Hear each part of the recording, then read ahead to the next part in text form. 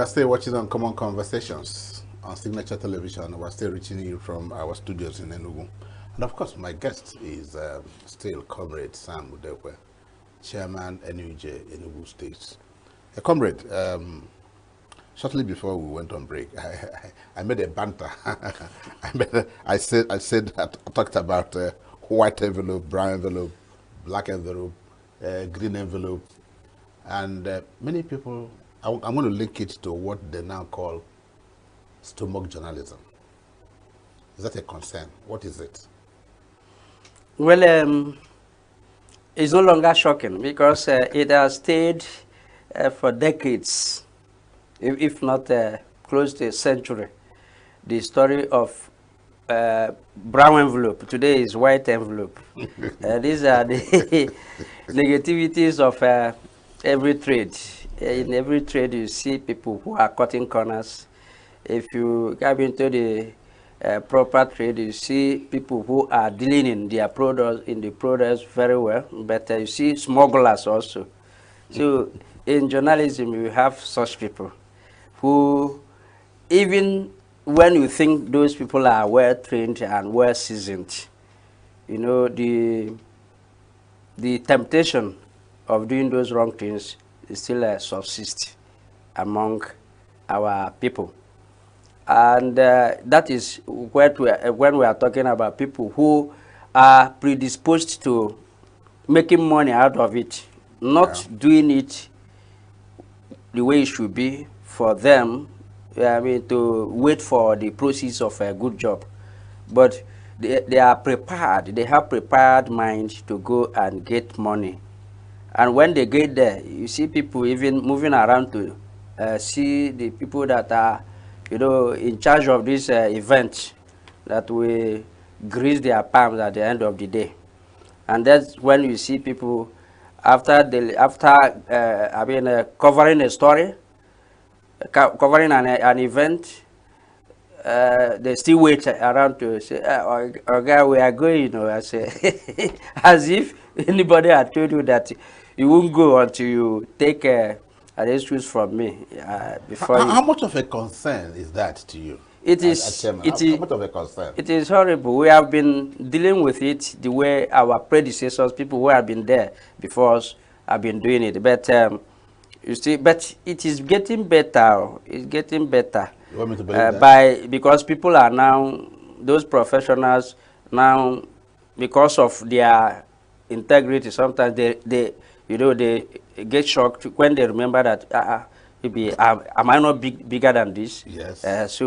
But in those days, when people were not thinking about integrity, it was worse. It was more open those days than now. But another thing that has heightened it today is the impoverishment of these journalists. The various media houses they are working for are not helping matters. Because you see most of these, many of these are colleagues that are not on salaries. They are not paid. Essentially, okay, let me not particularize it. No, don't. So you see journalists who are just giving identity cards of those media houses to go and practice. Some people, they got really call it, this is your meal ticket. So that's survival of the fittest. Yes, so go out there, use this meal ticket as it were, to get what you eat. So when they go out there, knowing full well that they are not paid at the end of the month, what they do is to use that opportunity. Oga, while we are doing this story, please, Oga, you know, we are doing this story. Okay, it will be out tomorrow. You will hear it. So all these stories are for the man to know that there should be gratification for them to do it better. So that is one of the things. So we call on these employers to do better, because these are professionals that are in the field. It's no longer what it used to be those days. Somebody who went to school and you know, got prepared to do this job for you. You know, the dignity of human person means that you have to deal with that person what he deserves, not anyhow. So then even if it is little, you let the person be placed on salary, and you should understand. So when you tell you have just told your worker that you go out there, I'm not paying you, go and use this, and this is your implement. Go and use it and work for us, gather stories for us, let our newspaper or whatever, our content be rich. How can it be rich? The person has to enrich himself first of all. Okay, Chairman, there's another disturbing fact that I've witnessed, and it's more with online journalism, and even again in the print, and that's what you call a copy and paste journalism. A story breaks out. Journalist A goes to cover the story, writes the story, and then suddenly you see the same story, word for word, ease for ease, word for word, on various other platforms. The only thing that the byline will change, but it's just the same verbatim, unedited, copy and paste. I'm sure you must have come across this. Of course. The only place you won't find it exactly that way is in the broadcast media. Yeah. The radio will not use it like that, the TV will not use it like that. But whether it is the online guys, and whether it is even the print, I've seen something in online, and I saw it on print, and I just discovered from different organizations. And I said, so does that worry you too? Because it's bringing down the quality of discourse, it's bringing down the quality of reportage. So, Copy and paste journalism. copy and paste. Copy and paste journalism. In a formal way, we call it plagiarism. And that's what it means to know the ethics of what you are doing. When you plagiarize another person's work, what is seen on the page or on the, in this newspaper is what also there, verbatim, just as you said. I've come across it several times. Online, print media. Today, even the brokers have joined it. Do you know how? How? Most of these broadcast stations don't go out there to cover events themselves. They go online, Copy. surf, and then get the story, then look for matching. No, but some stories are generic.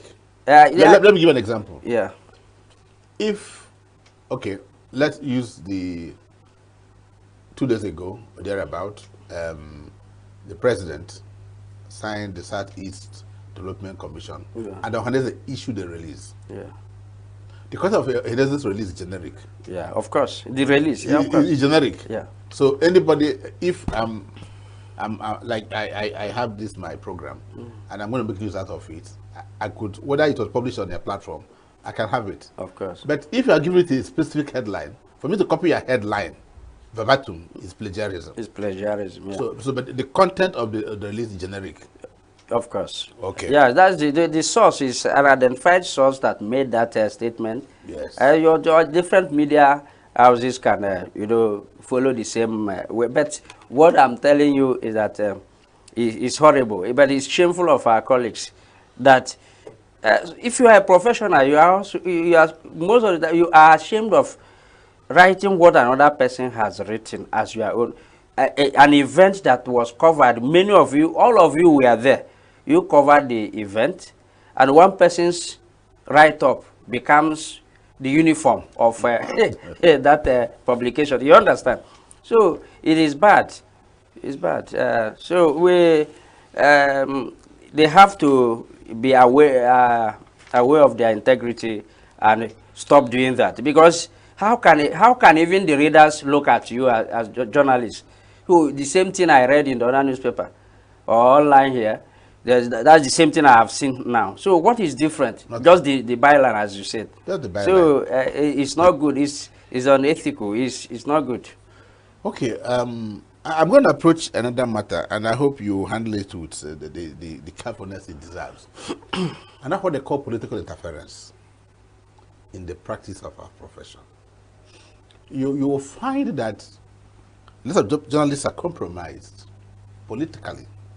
That the worst investigative journalism, the hallmark of journalism, to unearth, to hold those in government to account. That's our mandate. And bring that to the public, all sides of the story.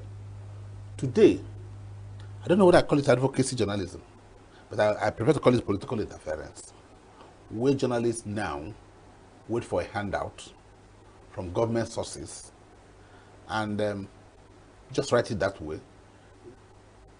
In the past couple of years, cast your mind back, have you encountered where journalists are victims of political interference? Meaning that they're not doing their job, that we should do that because politicians have, one way or the other, compromised them. Of course, it happens. Up to today, it happens that politicians want you to do that work the way they want. You are operating within their areas of authority, and there are laws all over the place, and if you don't do it the way they want, even when you refuse to take the gratification, your life is threatened. It happens. And it is not just today. Those days also, even when investigative journalism was thriving very well, our dogged colleagues that went out of their way to do the writing were also victimized. Today, due to pecuniary interests, people, the economic situation today, and you see that it is juicy to be in the good book of these politicians. Our colleagues are, roped into that behavior. And much as I blame our colleagues, it is these politicians, they should be more responsible. When people are doing their job, interference is not the best.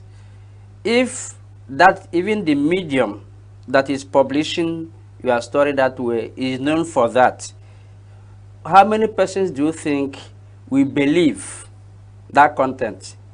The stories this medium, tells about you, because they know that it is always compromised. So allow them to do certain things objectively.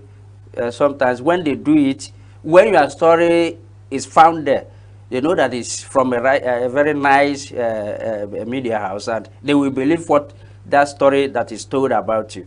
So they should allow us to do our job, the way it should be. We know that. You're sounding beggarly. You're sounding beggarly. They should allow you. Let me put it this way.